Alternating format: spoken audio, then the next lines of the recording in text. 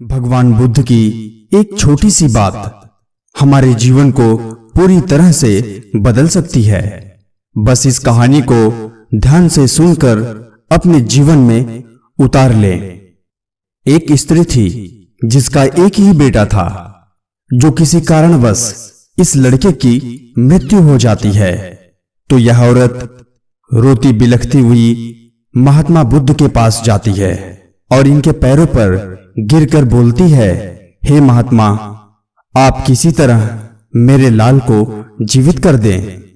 महात्मा बुद्ध ने इस औरत के प्रति सहानुभूति जताते हुए कहते हैं, आप शोक ना करिए।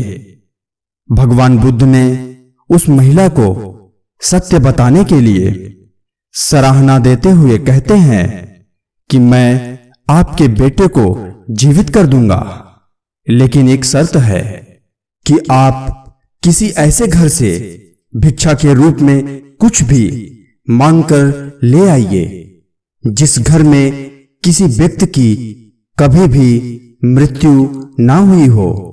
इस औरत को महात्मा बुद्ध की यह बात सुनकर इसके मन में कुछ तसल्ली हुई और यह औरत दौड़कर गांव पहुंच जाती है। अब यह स्त्री ऐसा घर खोजने लगी जहां कभी किसी की मृत्यु ना हुई हो। यह स्त्री बहुत ढूंढती है, लेकिन ऐसा कोई घर इसे नहीं मिलता है। यह निराश होकर महात्मा बुद्ध के पास पुनः आ जाती है और कहने लगी कि ऐसा कोई घर नहीं मिला जिस घर में कभी किसी की मृत्यु ना हुई हो। तब भगवान बुद्ध जी कहते हैं, यह संसार चक्र है, यहां जो आता है उसे एक दिन अवश्य ही जाना पड़ता है। यही अटल सत्य है।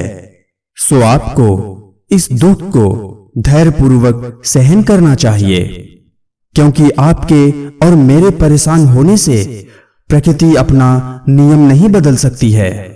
प्रकृति जो निर्धारित कर चुकी होती है उसमें कोई भी बदलाव नहीं करती है, चाहे आप कितने भी दुखी हों।